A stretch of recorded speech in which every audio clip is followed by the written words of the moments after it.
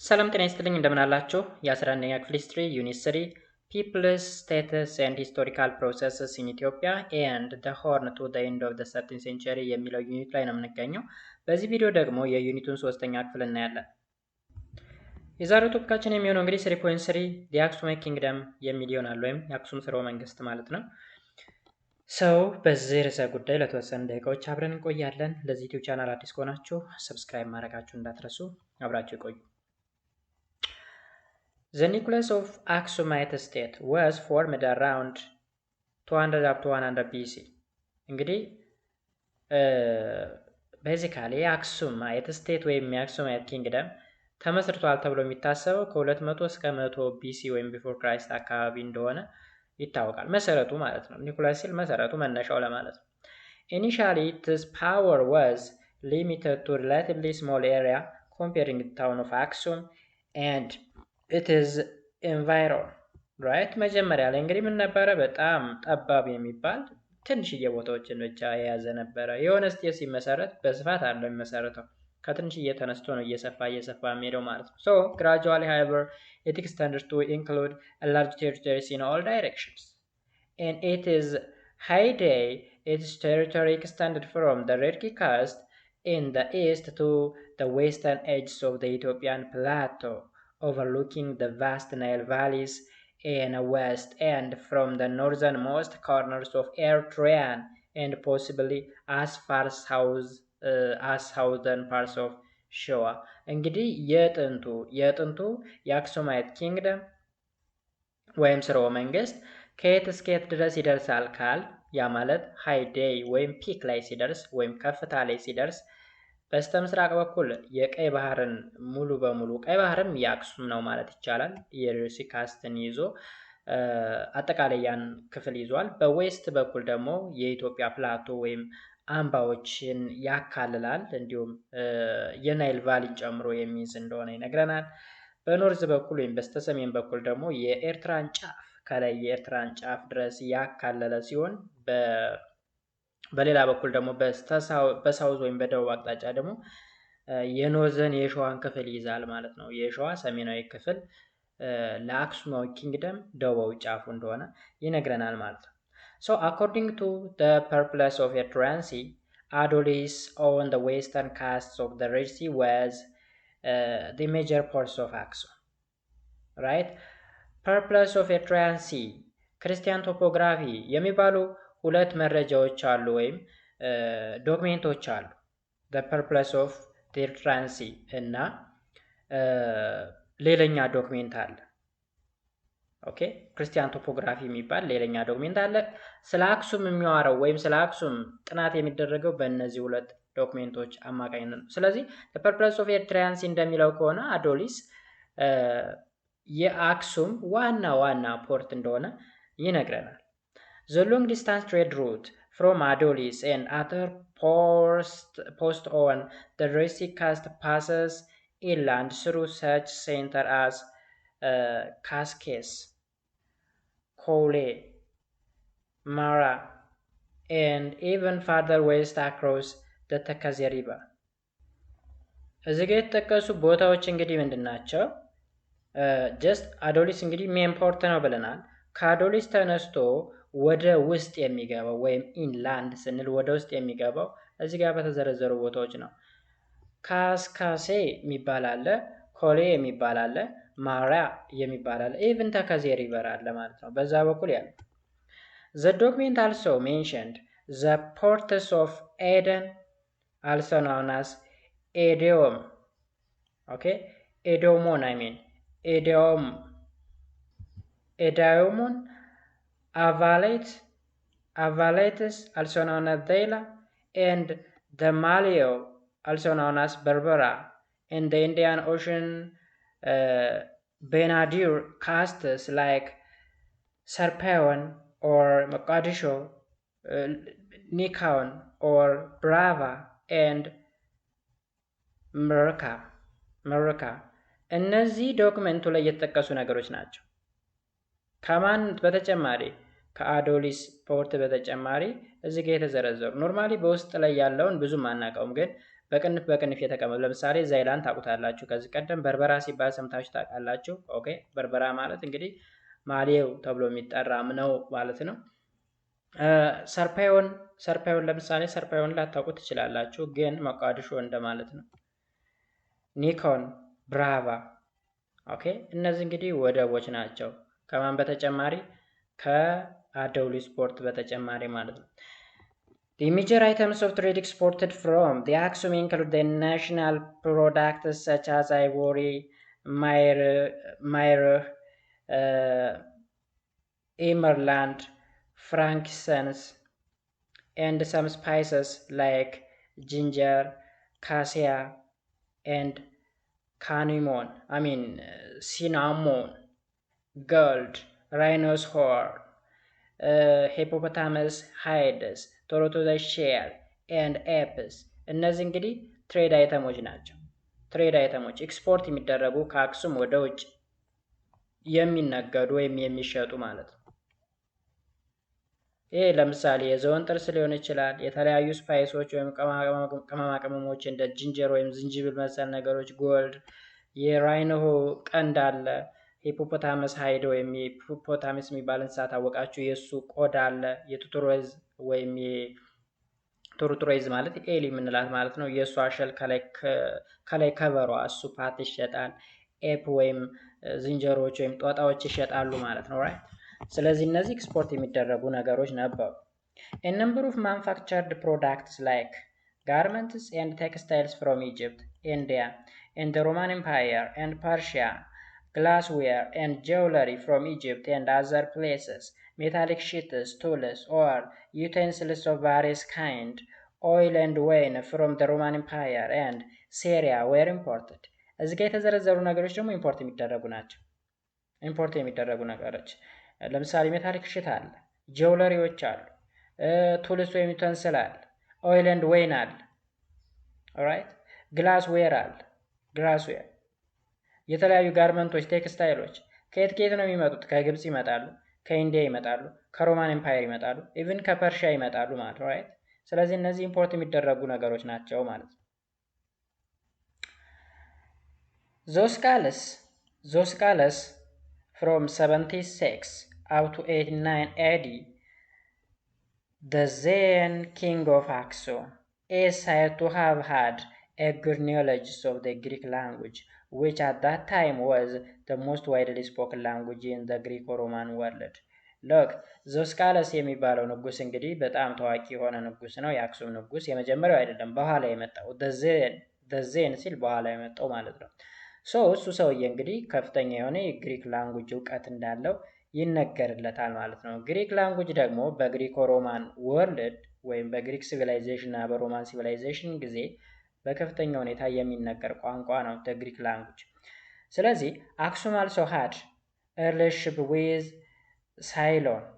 ሳይሎን ናው ሴራሊንካ ኤንድ ሊዮዲሺያ ኦር ኤዥያ ማይነር አልሶ ናውን አስ ቱርክ። ስለዚህ ቀለል እናድርገው እዚህ ጋር ያለውን እንትንተውና ሳይሎን የሚለውን ሴራሊዮን ብለን እንጥራ። ቢኮዝ ይሄ የድሮ ስም ስለሆነ ነው፣ ዌል ናውን አይደለም። ሳይሎን ለምሳሌ ሴራሊዮን መባሏን ብዙ ሰው ያውቅ።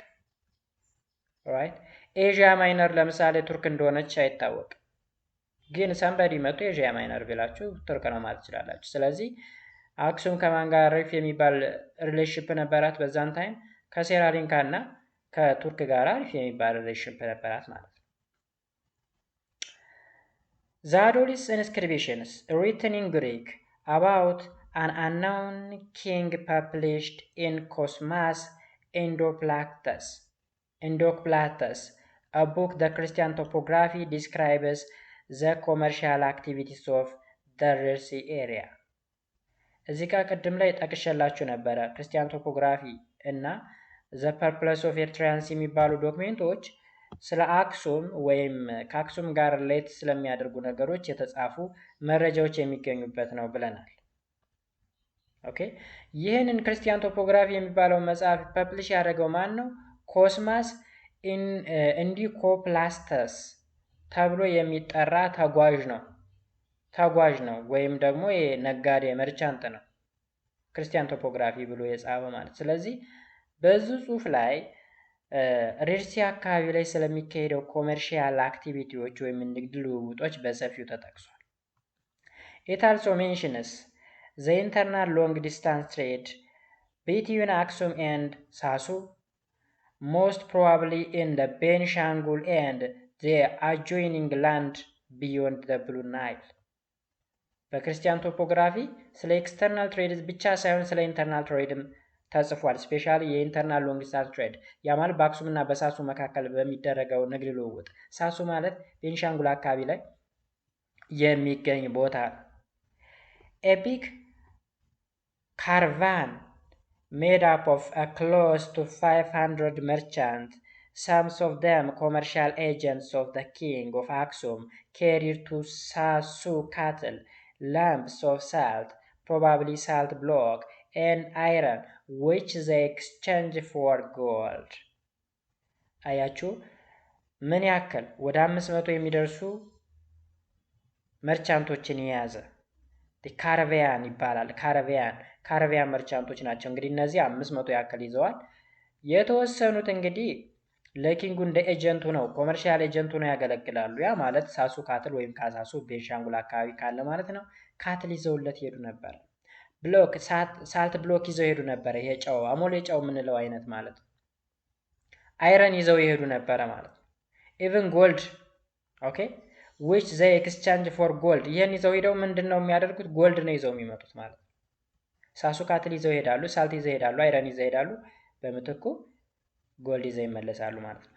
Yet as they did not speak each other's language and did not even try to be near to each other to bargain through signs and gesture, the whole exchange was done without one side seeing the other.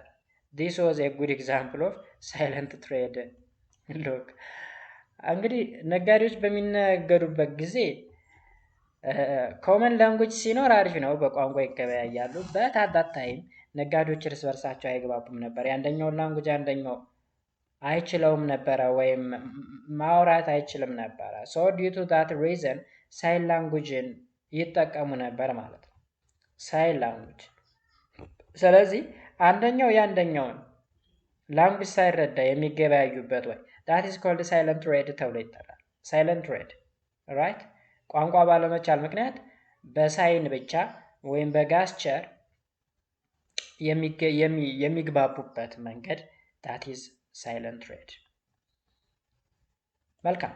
Aksumite kings had extensive contacts with the outside world, notably with the South Arabian region, leading to exchange of ideas, material, spiritual culture. እንግዲህ አክሱም ንጉሶች ከውጭ ሀገራት ጋር አሪፍ የሚባል ሪሌሽንሺፕ እንደነበራቸው ያትታል እዚህ ጋር ስፔሻሊ ከሳውዝ አረቢያን ሪጅን ማለት ነው። ሳውዝ አረቢያን ሪጅን ጋር እንግዲህ አይዲያ ኤክስቼንጅ ያደርጋሉ፣ ማቴሪያል ስፒሪቹዋል የሆነ ካልቸር ኤክስቼንጅ ያደርጉ ነበር ማለት ነው። Sometimes such contact involved conflict between the two regions. One of such known recorded conflict between areas on both sides of the Red Sea took place around 200 area. እንግዲህ ምንም እኮ አይዲያ ኤክስቼንጅ ቢያደርጉም ማቴሪያል ኤክስቼንጅ ቢያደርጉም ስፒሪቹዋል የሆነ ካልቸር ኤክስቼንጅ ቢያደርጉም አንዳንዴ ደግሞ ኮንታክትም ነው የኮንፍሊክትም አለ። ኦኬ ኮንፍሊክት ወይም ግጭቶች አለ በእነዚህ ሪጅኖች መካከል ማለት ነው። በጣም ታዋቂ የሚባለው እንግዲህ ሪከርድ የተደረገው ኮንፍሊክት በ200 ዓመተ ምህረት አካባቢ የገጠማቸው ግጭት ነው።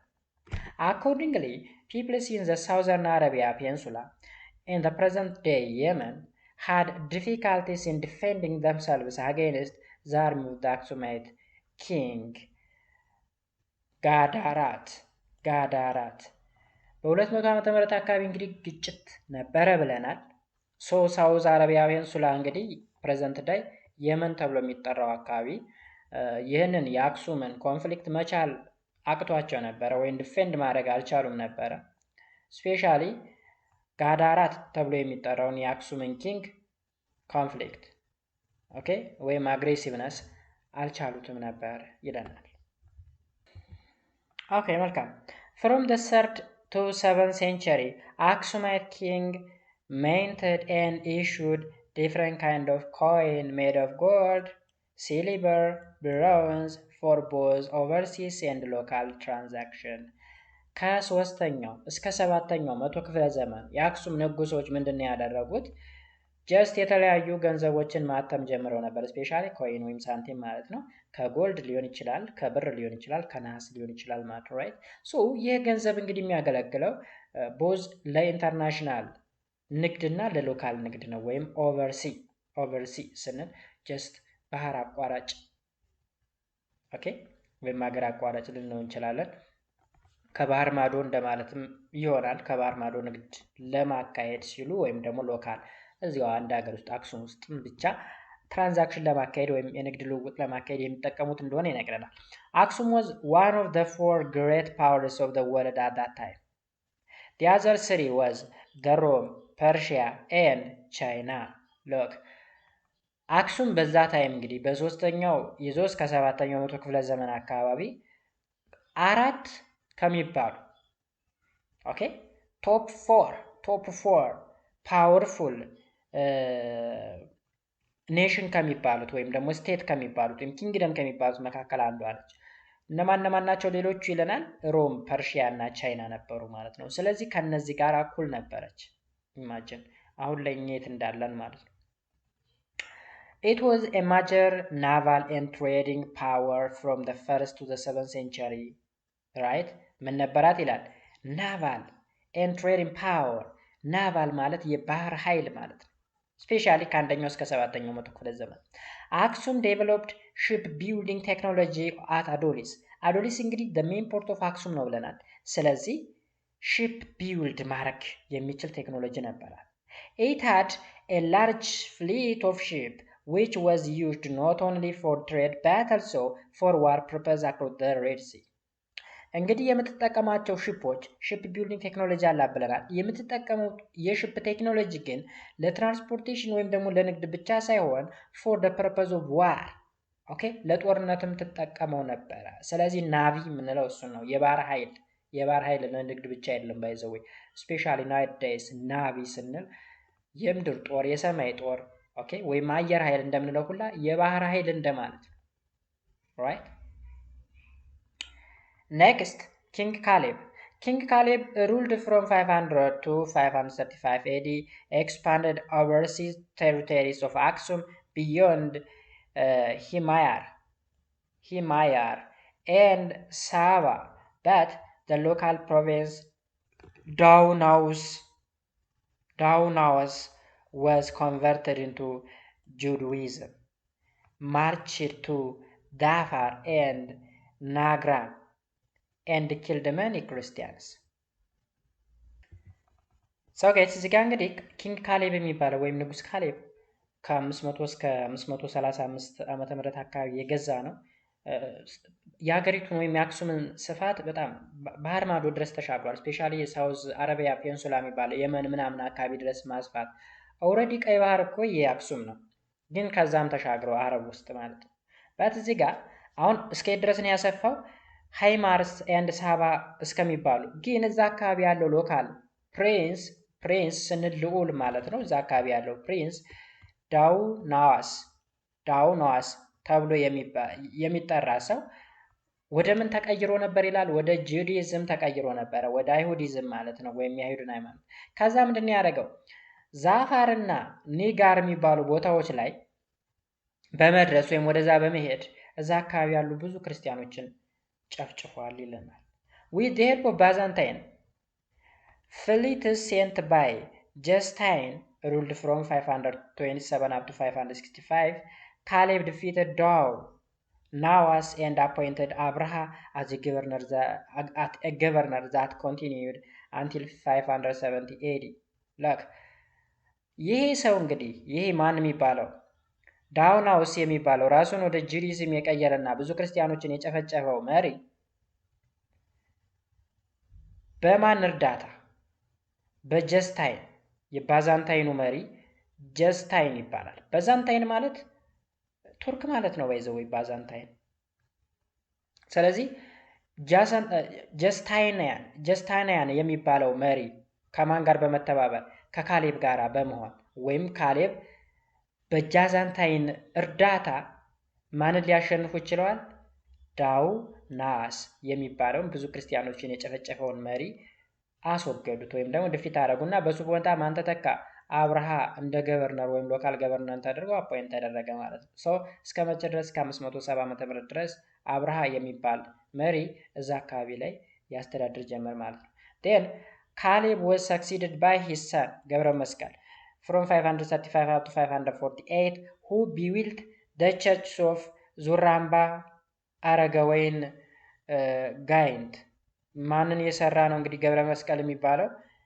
ዙራምባ አረገወይን ቸርች አለ። አረገወይን ቸርች አለ። የት ነው? ጋይንት። ጋይንት የት ነው የሚገኘው ካላችሁ ደቡብ ጎንደር አካባቢ። ጋይንት ደቡብ ጎንደር ነው። ታች ጋይንት ላይ ጋይንት የሚባለው ሰው እሱን ቤተክርስቲያን የሰራ ነው ገብረ መስቀል። ገብረ መስቀል ስለዚህ የማን ልጅ ነው? የአፄ ካሌብ ልጅ ነው። It was during the ገብረ መስቀል that Yared developed the Ethiopian Orthodox Church liturgical songs and hymns. በዚህ ዘመን ነው እንግዲህ በአፄ ገብረ መስቀል ዘመነ መንግስት ነው ያሬድ የሚባል ሰው ከቤተ ክርስቲያን የተነሳውና በኢትዮጵያ ኦርቶዶክስ ቤተክርስቲያን ውስጥ ያሉ የተለያዩ የዜማ እንትኖች ህጎች ዜማዎች ለምሳሌ አሁን በኢትዮጵያ ኦርቶዶክስ ቤተክርስቲያን ማንም እንደፈለገ መዝሙር ሊዘምር አይችልም፣ እንደፈለገ ሊቀድስ አይችልም። ጀስት ስርዓት አለ። ያሬዳዊ ዜማ ይባላል። ስለዚህ በዚህ ዘመን ነው በአፄ ገብረ መስቀል ዘመን ነው ያሬድ የሚባል አንድ የቤተክርስቲያን ሰው የተነሳ እና የቤተክርስቲያኗን የዝማሬ ስርዓት፣ የቅዳሴ ስርዓት እንዲሁም ሌሎች ስርዓቶችን እንዲወጡ ያደረገ ማለት ነው። ኦኬ እዚህ ጋር ልችሪኪጋል እና ሃይመን የሚባለው የዝማሬ ስርዓት ነው እና የቅዳሴ ስርዓት ለማለት ነው። እዚህ ጋር የምናያቸው ስዕሎች ደግሞ one of the still standing stills of Aksum and እዚህ ጋር ደግሞ pre and post Christian Aksum coin ነው right። እዚህ ጋር እንግዲህ እንደምታዩት የአክሱም ሐውልት ነው። የአክሱም ሐውልት እስካሁን ቆሞ ይገኛል አክሱም ከተማ ላይ ማለት ነው። የተለያዩ በሳይዝ የተለያዩ ሳይዝ ያላቸው የአክሱም ሐውልቶች አሉ። ግን በጣም ረጅም የሚባለው ወድቆ ተሰብሮ ይገኛል። ይሄ ሚዲየሙ ነው። ከዛም ትንሽም በየቦታው አሉ። this indicates በዛ ዘመን አክሱም ስልጣኔዋ ምን ላይ ደርሶ እንደነበረ የሚያመላክት ነው። ከዛ በተጨማሪ እዚህ ጋር የምታዩቸው ኮይኖች ደግሞ ከጎልድ ሊሆን ይችላል፣ ከሲልቨር ወይም ከብሮንዝ ሊሆን ይችላል የተሰሩት ፕሪ ክርስቲያን ወይም ክርስትናን ከመቀበላቸው በፊት ያሉ ሲሆኑ እዚህ ጋር ያሉት ደግሞ ፖስት ክርስቲያን ናቸው። ፖስት ክርስቲያን እንግዲህ የመስቀል ምልክት ይታያቸዋል እዚህ ኮይን ላይ። ስለዚህ መስቀል የመጣው ደግሞ ከክርስትና ሃይማኖት ከመጣ ጊዜ ጀምሮ ነው። የክርስትና ሃይማኖት በአራተኛው መቶ ክፍለ ዘመን በ330ዎቹ አካባቢ ነው ወደ ኢትዮጵያ ኢዛና ኤንድ ሳይዛና በሚባሉ ሁለት ኪንጎች አማካኝነት የመጣው ማለት ነው። ከዚህ ቀደም እንግዲህ በፓርት 2 ላይ ይመስለኛል ዳሰነዋል አንዳንድ ነገሮችን ማለት ነው። ያ ማለት ስለምን አወርተናል መሰላችሁ? የምታስታውሱ ከሆነ ፍሬምናጦስ ከሳቴ ብርሃን ወይም ደግሞ አቡነ ሰላማ the first bishop of ኢትዮጵያ ወይም የኢትዮጵያ የመጀመሪያው ጳጳስ ማለት ነው። እሱ እንዴት እንደተሾመ፣ ዘጠኙ ቅዱሳን ወይም the nine saints ያደረጉት ስራ ምን እንደሆነ፣ እነማን እንደሚባሉ ኢትዮጵያ ላይ በዋናነት የክርስቲያን ሃይማኖት ስፔሻሊ የኢትዮጵያን ኦርቶዶክስ ቸርች እንዲስፋፋ የተለያዩ ገዳማዊ ስራዎችን ሲሰሩ የነበሩ the nine saints የሚባሉ ነገሮችን አይተናል። ከዛ በኋላ ደግሞ ጳጳሳት ከግብጽ እንደሚመጡ ከግብጽ ለዘመናት ሲመጡ ኖረው መጨረሻ ላይ በአፄ ኃይለ ሥላሴ ዘመነ መንግስት ከግብጽ የሚመጣው ጳጳስ ቀርቶ እዚሁ ኢትዮጵያ ውስጥ እንዲሾም የተደረገበት ሁኔታ እንዳለ ፓርት 2 ላይ አይተን ነበረ ማለት ነው። ራይት ኤስፕሮስ እንቀጥል። The Aksumite state had begun to decline since the late 7th century because of the internal and external challenge. እንግዲህ የአክሱም ስልጣኔ መውደቅ የጀመረው በሰባተኛው መቶ ክፍለ ዘመን መጨረሻ አካባቢ ነው። ምክንያቶች እንግዲህ ኢንተርናልም ኤክስተርናል ቻሌንጅም ነበረ ማለት ነው።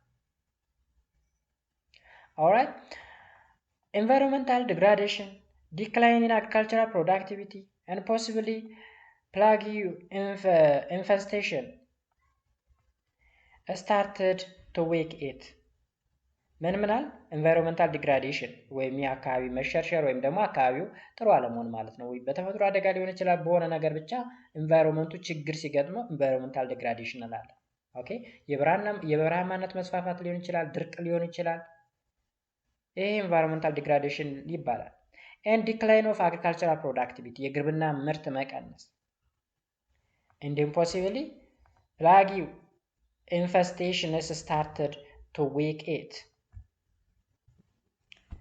With the destruction of Port Adolis by the Arab around 702, her economy utterly was cut. Look, እዚህ ጋር አንድ መረዳት ያለባችሁ ነገር መሰላችሁ ኢንተርናል and ኤክስተርናል ቻሌንጆች ስንል ኢንተርናል ለምሳሌ ኢንቫይሮንመንታል ዲግራዴሽን ልንል እንችላለን ወይም አግሪካልቸራል ፕሮዳክቲቪቲ መቀነስ ሊሆን ይችላል። ኤክስተርናል ስንል ደግሞ ሪቫይቫል ፓወር መጣ ከየት ከአረቦች ማለት ነው። ስፔሻሊ በሰባተኛው መቶ ክፍለ ዘመን የእስልምና ሃይማኖት መመሰረቱን ተከትሎ እዛ አካባቢ ከፍተኛ የሆነ ለውጥ መጣ ማለት ነው። ሶ በዛ ምክንያት አክሱሞችን ቻሌንጅ የሚያደርግ አቻ የሆነ ኃይል ከወደ አረብ ሀገር መጣ ማለት ነው። ስፔሻሊ የቀይ ባህርን ወደብ ወይም ቀይ ባህር አካባቢ ያለውን የንግድ መስመር ሊሻማ የሚችል ሪቫይቭ ሊያደርግ የሚችል ማለት ነው። The whole network of Aksumite international trade came under the control of the rising and expanding Arab Muslims, and the Aksumite Sea was isolated from its old commercial and diplomatic partners. ስለዚህ እንግዲህ አጠቃላይ ሁሉም ኔትወርክ በሚባል ሁኔታ አጠቃላይ የኢንተርናሽናል ኔትወርኳ ኦኬ የማን የንግድ ኔትወርኳ ማለት ነው የአክሱም አብዛኛው በአረብ ሙስሊሞች ኤክስፓንድ እያደረገ ባለው በአረብ ሙስሊሞች ኮንትሮል ሆነ ማለት ነው። ሶ በዚህ ምክንያት የአክሱም የንግድ ስራ እንዲሁም ደግሞ ኢንተርናሽናል የሆነ ዲፕሎማቲክ ፓርትነሮችንም ማግኘት አልቻለችም ማለት ነው አክሱም። So consequently the Aksumite state declined economically. ስለዚህ በኢኮኖሚ ምን አደረገች? ዲክላይን አደረገች ማለት ነው። ለምን? የንግድ መስመሯ ሙሉ በሙሉ ስለተያዘባት ማለት ነው። በማን ኤክስፓንድ እያደረገ ባለው በአረብ ሙስሊም አማካኝነት። ከዛ በተጨማሪ ደግሞ እዚህ ጋር አግሪካልቸራል ፕሮዳክቲቪቲው ዲክላይን አድርጓልም ብለናል። ራይት? ስለዚህ በአጠቃላይ ኢኮኖሚዋ ዲክላይን አደረገ። This naturally leads to the decline of its political and military power not only on the Red Coast but also in its interior province. Look, አንድ ሀገር ኢኮኖሚካሊ ዲክላይን ታደረገ ፖለቲካሊ ሚሊታሪ ፓወሩ ምን ያደርጋል? አብሮ ዲክላይን ያደርጋል ማለት ነው። ሰው ቀይ ባህር አካባቢ ላይ ያለው ብቻ ሳይሆን ኢንቴሪየር ያሉ ፕሮቪንሶች ወይም ግዛቶችንም መቆጣጠር አልቻለችም ማለት ነው። ስለዚህ ውስጣዊ አመጾች ይጀምራሉ ማለት ነው። ሶ ዋት አር ዶስ? እነማን ናቸው ውስጣዊዎች ስንል ደግሞ the recurring rebellions of the Beja, the Agau and the Queen Bani al-Hamiyah ወይም ዮዲት የምትባል ምናልባት ዮዲት ጉዲት ሲባል ሰምታችሁ ልታውቁ ትችላላችሁ። finally sealed the collapse of the Aksumite state. right? ስለዚህ የቤጃ ህዝቦች አመጽ የሚባለው ነገር መጣ። አገው አካባቢ እንዲሁም ደግሞ ኪዊን ባኒ አልሃሚያህ እንደምትባል እኔ ስቲል ዛሬ ማየት የነችን ሰው ዮዲት ጉዲት ነው የምትባለው። ምናልባት የኦሪጂናል ስሟ ሊሆን ይችላል። ያ ማለት ምን ማለት መሰላችሁ? ጀስት ቅድም ስናወራ የመጀመሪያው የኢትዮጵያ ጳጳስ ፍሬምናጦስ ከሳቴ ብርሃን ፍሬምናጦስ ከሳቴ ብርሃን የሚባለውን ሰዎች ሊያውቁ ይችላሉ። አቡነ ሰላማ በሚባል ነው ሊያውቁ የሚችሉ። አብዛኛው ኢትዮጵያውያን እንግዲህ ባኒ አል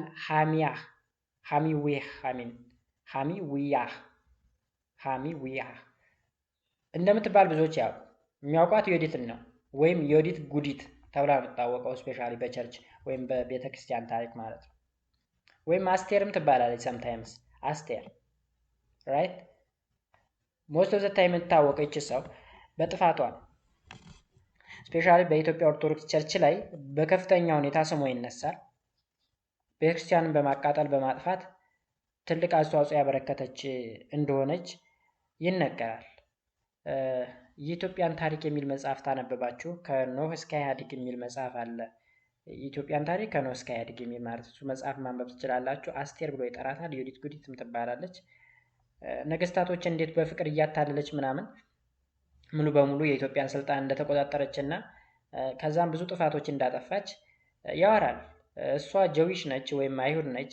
ኢትዮጵያ ውስጥ መታ ክርስትናን ማጥፋት ነው የምትፈልገው። ከፍተኛ የሆነ ጥፋትን አጥፍታለች ዮዲት ማለት ነው። ስለዚህ እቺ ሰው መጣለች ከዛ አክሱም ስልጣኔ ሙሉ በሙሉ ኮላፕስ ሊያደርግ ችሏል ማለት ነው። however as a civilization Aksum had a profound impact upon the peoples of the horn of Africa and beyond so በሲቪላይዜሽን ደረጃ ስናይ እንግዲህ አክሱም እዛ አካባቢ ላለው እንዲሁም the horn of Africa ከፍተኛ የሆነ አስተዋጽኦን እንዳበረከተ ይነገራል ማለት ነው። right the Aksumite had developed the technology of coin metagate look I mean ማይንቴጅ ማለት የገንዘብ ማተም ማለት ነው። ስፔሻሊ ኮይን ወይም ሳንቲም ማለት ነው። ሶ በዚህ ቴክኖሎጂ ይታወቃሉ።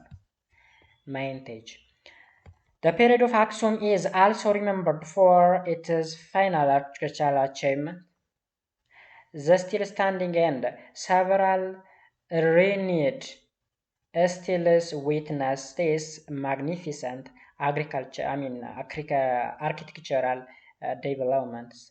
Look, እዚህ ጋር እንግዲህ አክሱሞች የሚታወቁት አንደኛ በኮይን ሜንቴጅ ነው። ሜንቴጅ ወይም ደግሞ በገንዘብ ማተም ይታወቃሉ። ሁለተኛው ደግሞ በአርኪቴክቸራል አቺቭመንታቸው ነው። እሱ ደግሞ ምስክር ነው። ዊትነስ አለ።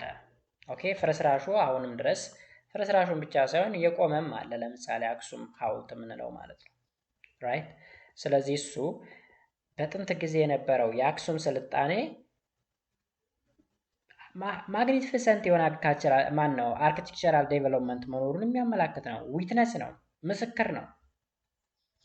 The entire structure is grounded under three types well made and decorated have completed and miglates. As local tradition says, the stelae were engraved specially at Gobodara from which they were transported and erected in Aksum. እንግዲህ ከሆነ ቦታ አሁን እዛ አካባቢ ያሉ ሎካል ትራዲሽን ማለት አካባቢ ነው። አክሱም አካባቢ ያሉ ሰዎች እንደሚናገሩት ከሆነ ይሄ የቆመው አክሱም ወይም ሐውልቱ ጎቦዳራ ተብሎ ከሚጠራ አካባቢ ላይ ተወስዶ አክሱም ላይ እንደተተከለ ነው። ኢማጂን 33 ሜትር ከፍታ ያለውን የተጠረበ ድንጋይ እንግዲህ the longest one is 33 ሜትር ነው የሚለው 33 ሜትር ይለካል። 33 ሜትር ማለት it's not easy ቀላል አይደለም።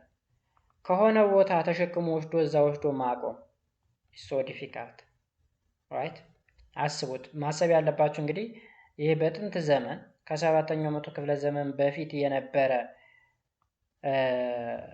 ታሪክ ነው። ምንም አይነት ቴክኖሎጂ በሌለበት ዘመን ከሆነ ቦታ 33 ሜትር ያክል ከፍታ ያለውን የተጠረበ ድንጋይ ቅርጽ ያለው ድንጋይ ተሸክሞ ወስዶ እዛ ሄዶ ማቆም how እንዴት? Anyways, it is highly decorated in all of its four sides. It represents the 14-story building with many false windows and door at the bottom. አራት አቅጣጫዎች አሉት ነው አራት ሳይዶች አሉ ጎኖች አሉት አራቱም ዲኮር ያደረጉ ናቸው። ዲኮር እንዲሁም ደግሞ ፎልስ ዊንዶ ኤንድ ዶርም አለው ከቦተሙ ላይ። ፎልስ ዊንዶ ኤንድ ዶር ማለት ዶር ይመስላል ወይም ዊንዶ ይመስላል ግን ፎልስ ነው፣ አይከፈትም፣ አይዘጋም ማለት። It also bears pre-Christian symbols which are a disc and crescent at the top. ምን ያመለክታል? ፕሪ-ክርስቲያን ሲምቦልን ያመለክታል ማለት ነው። which are disc and crescent at the top. ስለዚህ አክሱም ሐውልት ስፔሻሊ የክርስትና ሃይማኖት ከመምጣቱ በፊት የቆመ እንደሆነ መረጃውን ያመለክታል ማለት ነው። ይሄ ነገር sometimes እዚህ ጋር አንድ ግረ መንገድ የምፈልገው ስለ ግርዘትም ምልክት ነው ይባላል። የግርዘት ምልክት ማለት ነው። ጀስት በክርስትና ሃይማኖት ለምሳሌ አንድ ክርስቲያን የአብርሃም ልጅ ለመባል መገረዝ አለበት የሚል ሕግ አለ። ስለዚህ አክሱም ላይ እዚህ ጋር የቆመው ይሄ እዚህ ጋር የምታዩት የወንድ ብልት ምልክት እንደሆነ የሚያስረዱ ሊቃውንቶች አሉ፣ መጽሐፍቶች አሉ። የወንድ ብልት ምልክት እንደሆነ መገረዝ እንዳለበት ስለ ግርዘት የሚያወራ አይዲያ እንዳለው። ከዛ በተጨማሪ እዚህ ጋር እንደምታዩቸው አራት ሳይድ አለው። አራቱም ሳይድ እንግዲህ ዲኮር ያደረገ ነው፣ ጌጠ ነው። ከዛ እዚህ መስኮት ምናምን የሚመስሉት ደግሞ ፎልስ ዊንዶ ናቸው። ከታችም እዚህ ጋር ፎልስ የሆነ ዶር አለ ማለት ነው። ግን ሙሉ ጥርብ ድንጋይ ነው። ይሄ ጥርብ ድንጋይ። በአንዳንዶቹ ላይ ደግሞ ከዚህ ስር ላይ ውስጥ ለውስጥ ዋሻ ነገር ያለበት አለ። ዋሻ ነገር። The second major contribution is related to the art of writing. እንግዲህ ከአርኪቴክቸር በተጨማሪ ደግሞ የራይቲንግ አርት ነው። The Sabian language had an alphabet with reversed letters of paleographical or writing of hard surface like papyrus and parchment, writing from left to right, okay, left to right and right to left alternatively. የሳቢያን ሌተር አለ። እንግዲህ ሳባ ማለት ከግዕዝ በፊት የነበረ ነው። የሚጻፈው ቦዝ ነው። ሪቨርሴብል የሆነ ነው። ሪቨርሴብል የሆነ ማለት ከግራ ወደ ቀኝ የሚጻፍም ከቀኝ ወደ ግራ መጻፍ የሚችል አልተርኔቲቭሊ ማለት ነው። አሁን የአረብኛ ጽሑፍን አይታችሁ ከሆነ ከቀኝ ወደ ግራ ነው የሚጻፈው። ፍሮም ራይት ቱ ሌፍት ነው የሚጻፈው። ራይት ቱ ሌፍት። ነገር ግን አማርኛ፣ እንግሊዘኛ ምን አይነታችሁ ከሆነ ከግራ ወደ ቀኝ ነው አይደል የምንጽፈው። የሳቢያን ላንጉጅ ደግሞ በሁለቱም ይጻፋል ይላል። አልተርኔቲቭሊ ያ ማለት ፍሮም ሌፍት ቱ ራይት ኤንድ ራይት ቱ ሌፍት መጻፍ ይችላል ይላል። The earliest Sabian inscriptions in Eritrea and Ethiopia dated 9th century BC. One peculiar feature of Sabian inscription is the absence of vowels. እንግዲህ በ9ኛው ተከለ ዘመን ኤርትራ እና ኢትዮጵያ ላይ የተጻፉ ኢንስክሪፕሽኖች እንደሚታዩት እንግዲህ በሳቢያን እንደተጻፉ በ9ኛው ተከለ ዘመን እንግዲህ በሳባ ላንጉጅ እንደተጻፉ ይነግረናል። እዚህ ጋር ደግሞ ምን የለም ይለናል። ኢንስክሪፕሽን ላይ ሳባ ኢንስክሪፕሽን ላይ ቫውል የሚባል ነገር የለም። ቫውል ለምሳሌ እንግሊዘኛ ላይ 5 ቫውልስ አሉ አይደል? ኤ ኢ ኦ ዩ አይ የምንላቸው ራይት። እነዚህ ቫውሎች ወይም በሳቢያን ላንጉጅ እነዚህ ቫውሎች ናቸው ማለት አይደለም። ግን የሳባ ላንጉጅ የራሱ የሆነ ቫውል አለው። ግን ቫውሎች አልነበሩትም ነው። የላንጉጁ የራሱ ቫውል አልነበረው። ወይም ደግሞ አማርኛ ላይ ቫውል ልንላቸው የምንችለው ለምሳሌ አናባቢዎች አው ጋ ኤ ኦ ወይም ሰባቱ እነዚህ አናባቢዎች ናቸው ለአማርኛ። For instance, ዳማት was described as ድምት after the 7th and 6th century BC. However, variants of the script arose evolving in the direction of the Giz script. እዚህ ጋር ዳማት ተብሎ የሚጠራው ቦታ የፕሪአክሱማይት ስቴት ነው ብለን እየተማር ነው። ፖንት እንዳላማት በሳባ ሲጻፍ ድምት ተብሎ የሚጻፍ ለምን ከተባለ ኤኤ እዚህ ጋር ኤኤ ቫውል ናቸው፣ አናባቢ ናቸው። ሶ በሳቢያን ላንጉጅ አናባቢ ስለሌለው ድምት ብቻ ተብሎ የሚጻፍ። ነገር ግን በ7ኛው እና በ6ኛው መቶ ክፍለ ዘመን ይላል ሌላ ስክሪፕት መጣ። ግዕዝ ስክሪፕት የሚባል ማለት ነው። This evolution can be seen most clearly in evidences from the inscription mainly writing, drawing of rocks and caves by the 1st century AD. The Giz alphabet was developed 26 consonant letters written left to right, with a letter identical to the first order from the modern vocalized alphabet. Look. ከዛ ከሳቢያን ስክሪፕት ወዴት ነው የተሸጋገርን? ወደ ግዕዝ። ግዕዝ ስንት ኮንሶናንቶች አሉት? 26 ኮንሶናንቶች አሉት። ከዛ 7 ሌላ ጨመርንና የአማርኛ አደረግናቸው ማለት ነው። ስለዚህ የአማርኛ ስንት ፊደላት አሉ ሲባል 7 ነው ጋይስ። it's not 33 አይደለም 23 ማን ነው 26 ወይም 26ቱ የግዕዝ ፊደላቶች ናቸው። ኦኬ ሀለ መሰረሸ ቀበተቸነኝ የምንላቸው ነገሮች ራይት ሀለ መሰረሰ ሸ የለም መሰ ላይ የሆነ ቀጥል አንዳንድ ፊደላቶች ላይ እንግዲህ አይታችሁ ከሆነ በላይ ከላይ ቀጥል አድርገን የምንመሰረትበት ሁኔታዎች አለ። ሰ ፊደል ላይ ከላይ መስመር በማስመር ሸ ብለናል። ተ ላይ ደግሞ ከላይ አሁንም በማስቀመጥ ቸ ነን ወደኘ ኦኬ በማድረግ 7 ፊደላትን በመፍጠር እና ከግዕዙ 26 ፊደላት ጋር በማቀላቀል የአማርኛ 33 ፊደሎች እንዲኖር ተደርጓል። ኤኒዌይስ አማርኛው 26ቱ የግዕዝ ናቸው ማለት ነው።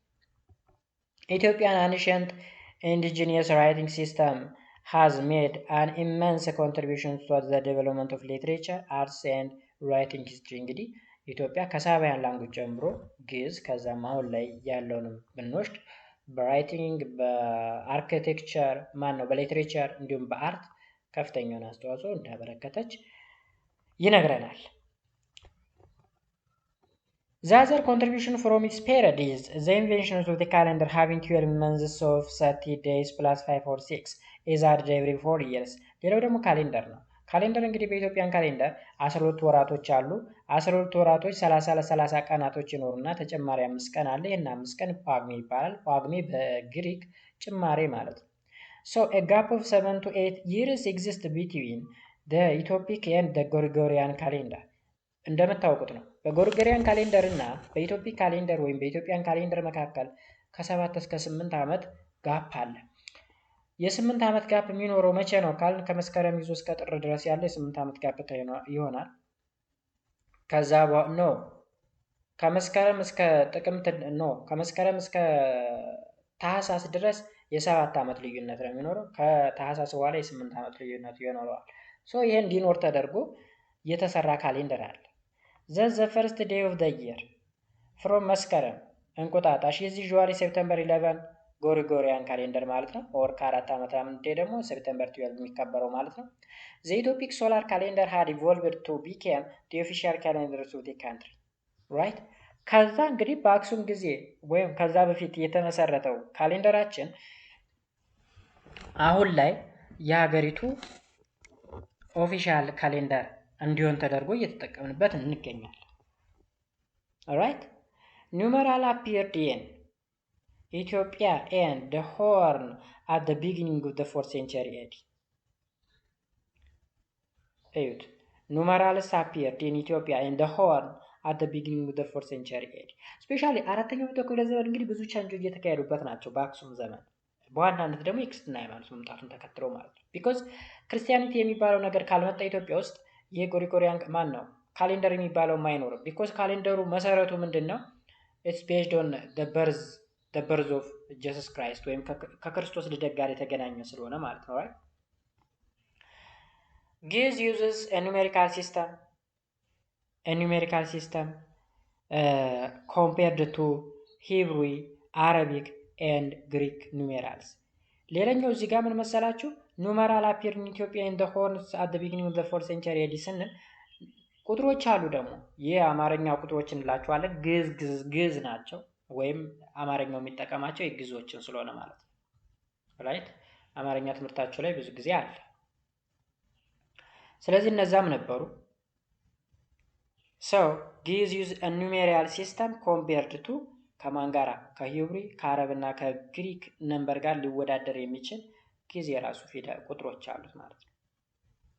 numbers are over and underline in proper typeset typesetting showing separate bars above and below each character. እንግዲህ ካራክተሮች አሉ። ከካራክተሮች በላይና በታች ምን አለ? አንደርላይን አለ። የግዕዝ ቁጥሮችን አይታችሁ ከሆነ ወይም የአማርኛ ቁጥሮችን አይታችሁ ከሆነ ከላይና ከታች ባር አለ፣ አንደርላይን አለ። ለምሳሌ አንድ ቁጥር ማለት 6 ቁጥር መስላ 6ን መስላ ከላይ ባር ያላት ናታ። ሁለት የምንላት ደግሞ ምን አይነት ነች?